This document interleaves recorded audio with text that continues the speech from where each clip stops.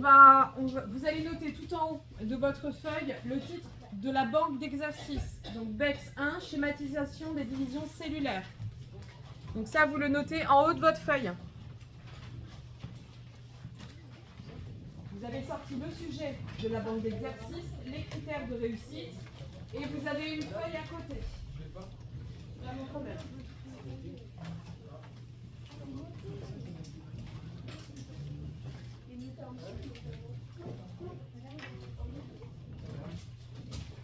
Je vous ai demandé de sortir 3 choses. Le sujet de la banque d'exercices, les critères de réussite que je vous avais donnés qui allaient avec, et une feuille en haut de laquelle vous notez BEPS 1, schématisation des divisions cellulaires. Ceux qui n'ont pas leurs affaires, c'est leur problème. Ah, si ça a été distribué, si tout le monde l'a, ça va ça là.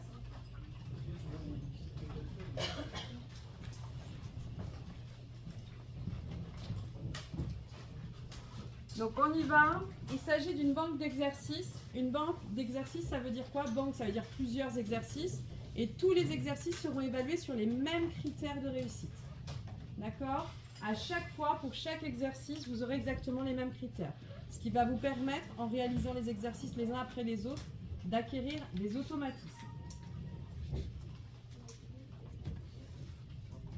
On y va? Vous êtes prêts? Vous notez bien la date en haut à gauche dans la marge. Vous notez bien la date d'aujourd'hui. Donc on est le 23/09. Et vous notez donc le titre de la banque d'exercices.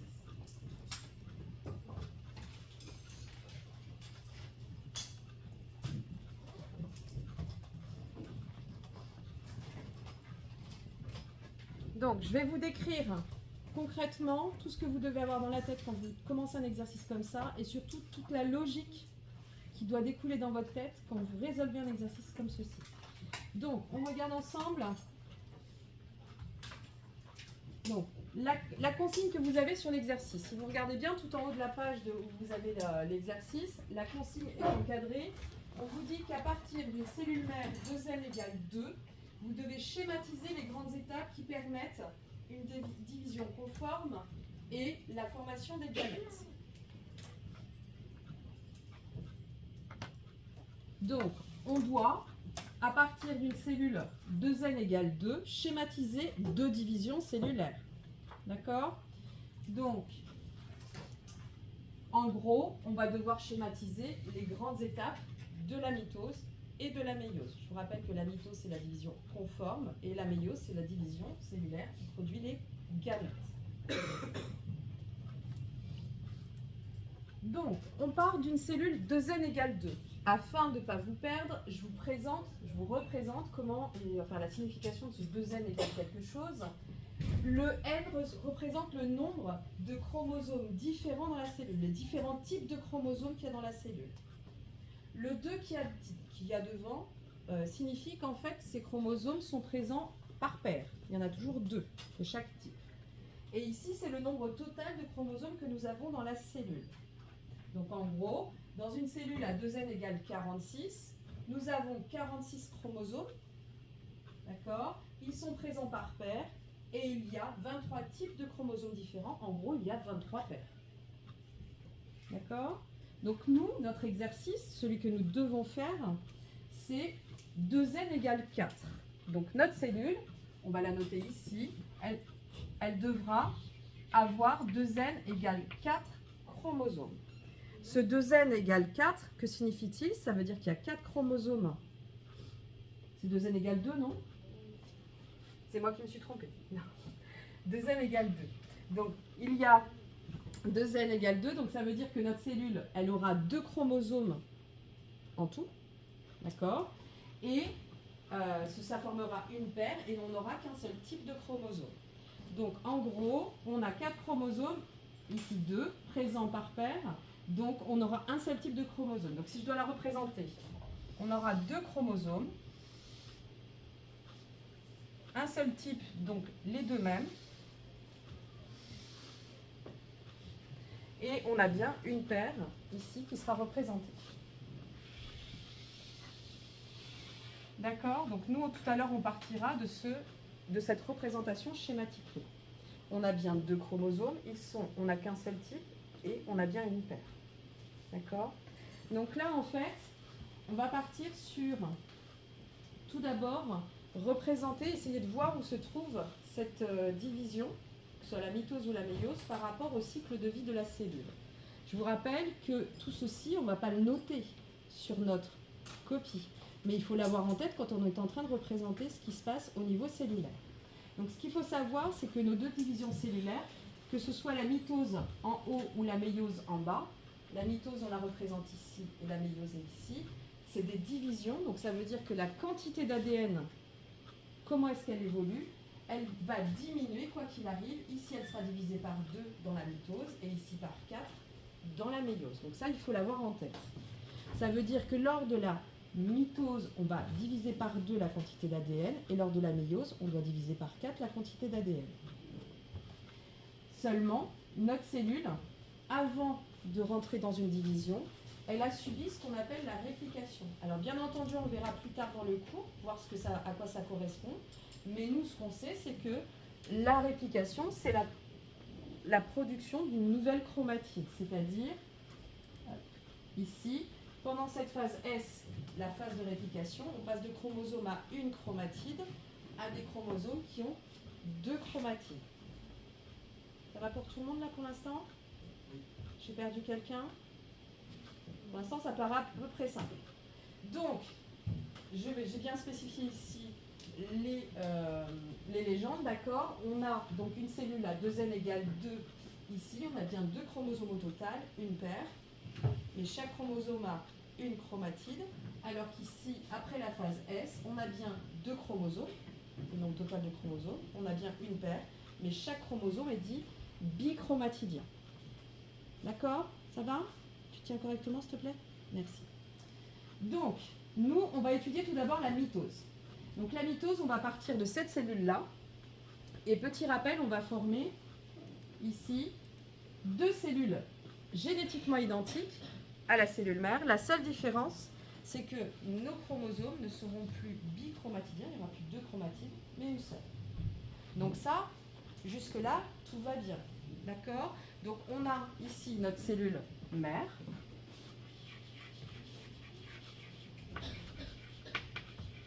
Et en fait, on va essayer de représenter ce qui se passe ici entre cette cellule mère 2n égale 2 et comment est-ce qu'on obtient nos 2 cellules filles à 2n égale 2 également. D'accord? Donc, ce que vous savez, c'est que cette mitose, donc ici on va partir sur la mitose, elle sera découpée en 4 phases. Ces 4 phases, ce sont la prophase, ensuite nous aurons la métaphase, l'anaphase et la télophase. Donc, en gros, ici, notre cellule, elle va rentrer en prophase. À la suite de la prophase, nous aurons la métaphase. Notre cellule ici, elle passera en anaphase et ensuite en télophase. Donc, nous allons représenter toutes les étapes. Donc là, vous pouvez prendre des notes, mais je vous conseille quand même d'écouter ce que je suis en train de présenter.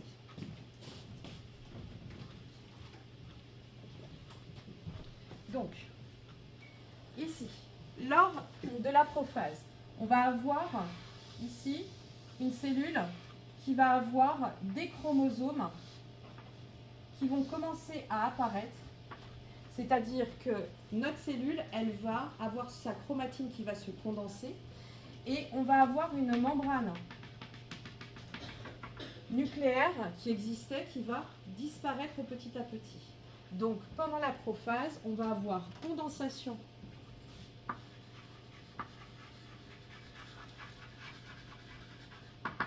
de la chromatine et la membrane nucléaire qui disparaît. En gros, pendant la prophase, notre cellule qui était tranquillement en interphase va commencer à condenser ses chromosomes pour pouvoir préparer leur séparation. En même temps, comme on va obtenir 2 cellules filles à la fin, c'est comme si la membrane nucléaire disparaissait pour pouvoir justement bien diviser ce matériel génétique en 2 parties égales. Ensuite, ces chromosomes qui ont apparu, ils vont se positionner sur un plan qu'on dit équatorial au niveau... Oula, ça fait un truc super top là. Comment on a ici un plan équatorial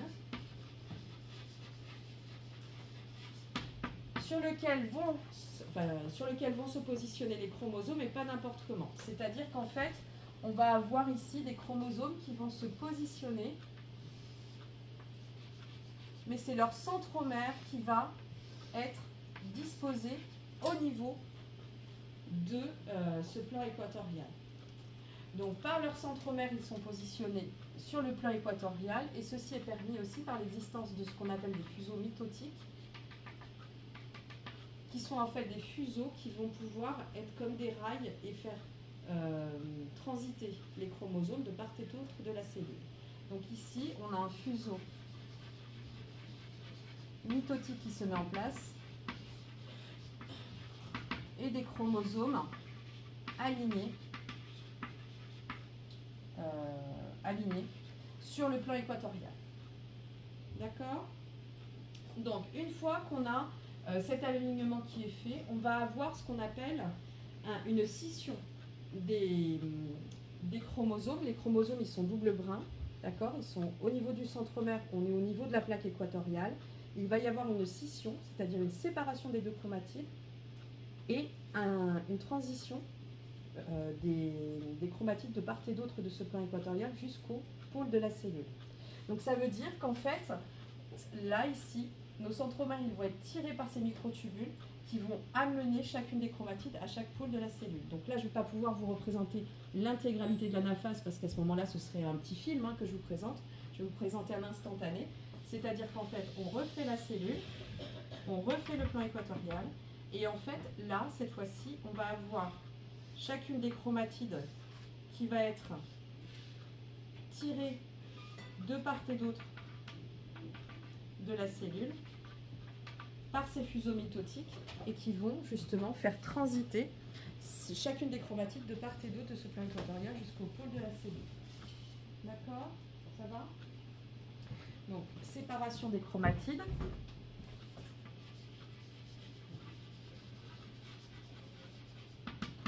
Des chromatides. Et migration des chromatides vers les pôles. D'accord? Ça va? Donc, une fois qu'on a ça, bien entendu, là, de la même manière, je ne vais pas pouvoir représenter toute la télophase, puisqu'une fois que nos chromatides elles arrivent au pôle, là, au final, on n'a plus qu'à fermer la cellule. Donc, on l'étrangle, d'accord? On forme 2 cellules, et puis on reconstitue le noyau, et on a vraiment effectivement 2 cellules. Donc là, je vais représenter non pas la fin de la télophase, mais quasiment la fin. C'est-à-dire qu'en fait, on aura un cytoplasme qui va s'étrangler au niveau du plan équatorial. On aura ici nos 2 chromatides, nos 2 chromosomes, à une seule chromatide ici, et on aura un début de reconstitution de la membrane nucléaire. Est-ce que c'est bon pour tout le monde? Ça va? Donc, on a bien ici 2n égale 2, 2n égale 2 ici, 2n égale 2 sur chaque cellule. En revanche, ce qui change, c'est la quantité d'ADN, puisqu'ici on a 2Q. Ici, toujours 2Q au niveau de la quantité. Ici, on est toujours à 2Q. On est toujours ici à 2Q. D'accord? Parce qu'on est toujours dans une même cellule. En revanche, à la fin de la télophase, on n'a plus qu'une seule quantité d'ADN. Est-ce que c'est bon pour tout le monde? Ça va? Ok. C'était long? Ça va? Oui. On considère toujours la quantité d'ADN dans une cellule. C'est pour ça que je dis ici, on est encore à 2Q puisqu'on est encore dans une cellule. Je suis d'accord avec vous, on pourrait dire que oui, voilà, on va vers une quantité d'un côté, une quantité de l'autre, mais on est quand même encore dans une cellule. C'est vraiment à la fin de la télophase ici qu'on est quasiment à Q et Q. D'accord? Oui. Tu peux parler plus fort, s'il te plaît. Elles ont la même quantité d'ADN, Q et Q. Là, ici, hein. Elles ont exactement la même quantité d'ADN. Ça va? On passe à la méiose. Donc, on éteint là. Ici. Donc, la méiose. Donc, la méiose, c'est un petit peu plus complexe dans le sens où on part toujours de la même cellule. D'accord? Mais cette fois-ci, on va partir vers une cellule qui va donner 4 cellules différentes génétiquement. Vous vous souvenez? On sépare les chromosomes homologues, ensuite on sépare les chromatides. Okay? Donc là, on a 2 divisions successives, la méiose 1, qui nous permet d'obtenir une séparation des chromosomes, des paires de chromosomes, ce qui veut dire que ce chromosome-là ne sera plus avec celui-ci. D'accord? Et ensuite, on aura une séparation des chromatides qui correspondra un petit peu à la mitose qu'on vient de voir. D'accord? Puisque là, on aura vraiment chacune des chromatides qui sera toute seule. Donc on passe de 2n égale 2 à n égale 1 dès la première division de méiose. Et ensuite, la seconde division de méiose, on garde n égale 1 puisqu'on a toujours un seul chromosome. D'accord? En revanche, on n'a plus qu'une seule chromatide dans chaque, ici. Donc on a bien n égale 1, mais la quantité d'ADN sera divisée, cette fois-ci, par 2. D'accord? Donc on y revient tout à l'heure. Est-ce que c'est bon pour tout le monde déjà là au niveau de la division? Donc je vous rappelle que ici, on va complexifier un petit peu les choses. Donc la première division ici. Donc la première division de méiose, elle est constituée de 4 phases. De la même manière, on a prophase, on a métaphase. Alors je ne vais pas les mettre de la même manière là cette fois-ci. Métaphase, anaphase et télophase. Alors, ce qu'on a dit ensemble, c'est que, donc on a bien ici une succession de phases de division. Et en fait, on a vu qu'il y avait une première division de méiose. Donc ici, on va être dans ce que j'appelle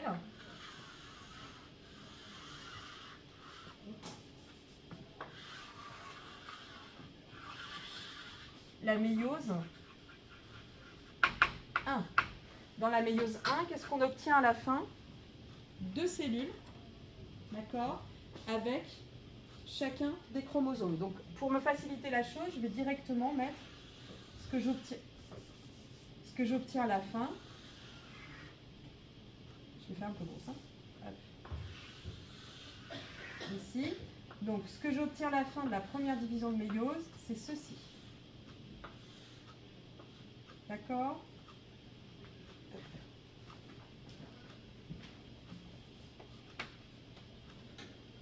Donc, ce que j'ai au départ, c'est la même chose pour la prophase, c'est-à-dire j'ai une cellule dans laquelle on a des chromosomes qui se sont condensés, la membrane nucléaire qui disparaît, d'accord?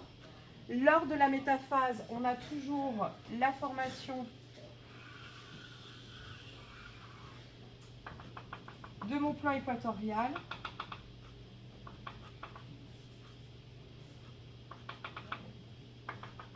Avec mon fuseau méiotique, fuseau méiotique. Donc le plan équatorial, il est toujours là. Le fuseau méiotique, cette fois-ci, il est ici. La seule différence, c'est que cette fois-ci, les chromosomes vont se répartir de part et d'autre de ce plan équatorial. Mais ici, vraiment, on aura de part et d'autre de ce plan équatorial les 2 chromosomes de la paire, de part et d'autre. Et ces 2 chromosomes de la paire seront attachés par leur centromère ici au fuseau méiotique. D'accord? Donc cette fois-ci, j'ai mes 2 chromosomes comme ça. D'accord? Et on va avoir des chromosomes qui vont migrer de part et d'autre du plan équatorial. Donc ici, j'y suis, ouais, c'est bon. Ouais, c'est bon. Hop. Ici, lors de l'anaphase, tout à l'heure, c'était les chromatides qui migraient. Cette fois-ci, ce sont les chromosomes qui sont tractés par les fuseaux méiotiques et qui tirent sur chacun des chromosomes. Donc, on a en fait nos 2 chromosomes qui vont transiter. Est-ce que c'est bon pour tout le monde? Ça va? Je rajouterai les commentaires tout à l'heure, une fois qu'on aura tout fini, histoire de refaire le point. Est-ce que déjà pour la première division, c'est bon? Ça va? Donc pour la deuxième division, étant donné que pour l'instant, on n'a pas identifié ni de gène, ni d'allèle, ni quoi que ce soit, cette cellule va subir les mêmes mécanismes que ceci. Donc je ne vais représenter pour l'instant que celle-là. D'accord? Pour éviter de surcharger le schéma. Hop. Donc, ici, on était en méiose 1. Donc, ici, on appelle ça juste avant, hop là, la prophase 1, la métaphase 1, l'anaphase 1 et la télophase 1. D'accord? Maintenant, je fais la deuxième division de méiose. Donc, méiose 2.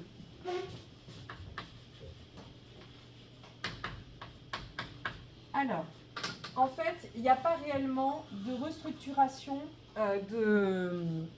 de la membrane nucléaire. C'est comme s'il n'y avait pas de pause entre les 2 divisions.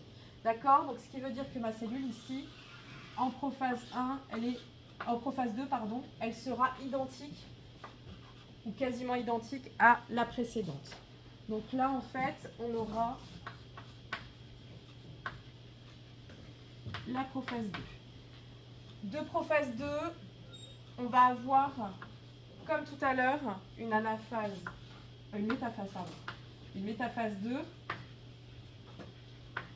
Et cette fois-ci, on a toujours le plan équatorial qui se forme, toujours les fuseaux méiotiques qui se forment, donc toujours fuseaux méiotiques qui se forment. Et cette fois-ci, nos chromosomes, ils vont se positionner le long du plan équatorial de telle sorte à ce que ce soit le centromère qui soit affiché. Madeleine, tu fais quoi là? Okay. Ce sont les centromères qui soient alignés sur le plan équatorial. D'accord? Et donc, comme tout à l'heure avec la métaphase de mitose, on a ça. Ici, en anaphase 2, on va avoir justement une migration de mon chromosome de part et d'autre, de mon chromosome monochromatidien de part et d'autre de mon plan équatorial, tiré par les fuseaux méiotiques, et on obtient à la fin, en télophase 2,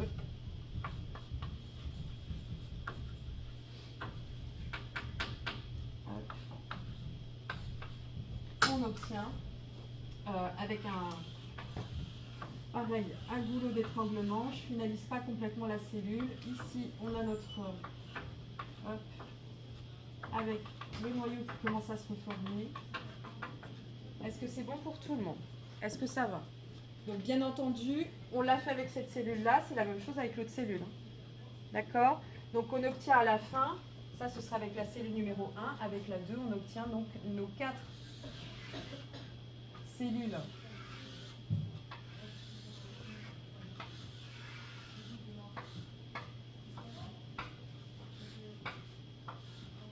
d'accord, qui seront n égale 1.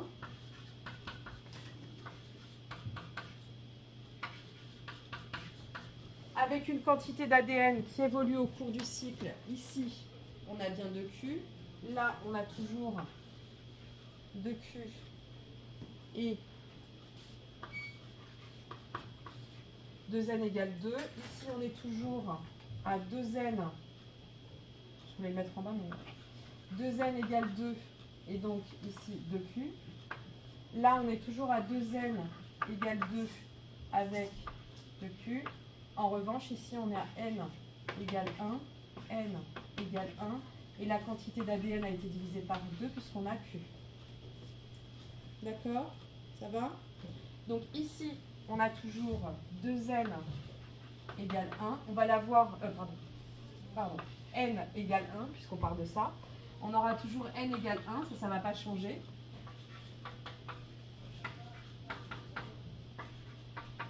En revanche, on va passer ici de 2q, 2q, 2q à q. Donc ce qui veut dire qu'en fait, notre quantité d'ADN lors de la division qui s'appelle la méiose, donc qui produit les gamètes, on passe d'une quantité d'ADN 2Q à une quantité d'ADN Q, c'est-à-dire qu'on a divisé par 2, puis par 2 la quantité d'ADN, c'est-à-dire par 4. Est-ce que c'est bon pour tout le monde?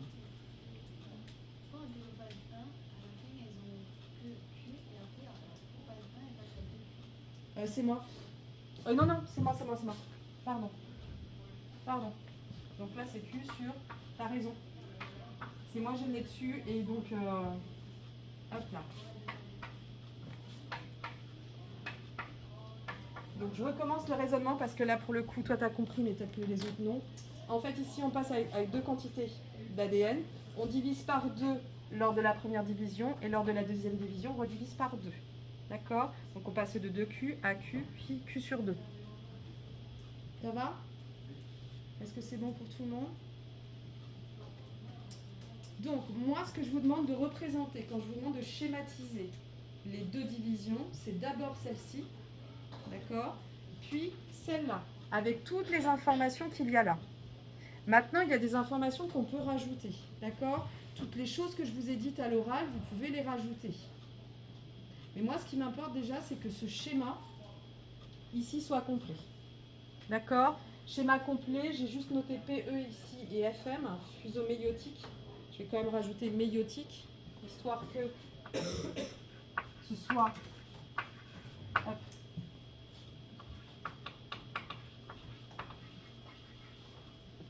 quand même à peu près rigoureux. Qu'est-ce que vous voyez d'autre à rajouter? Membrane nucléaire?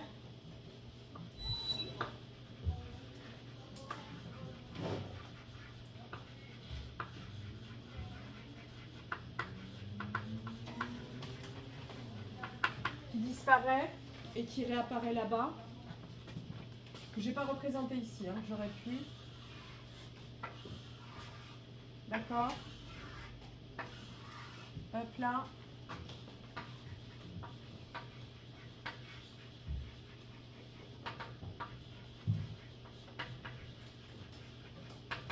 Et ici, on a le cytoplasme qui se scinde en deux, qui se coupe en deux, d'accord?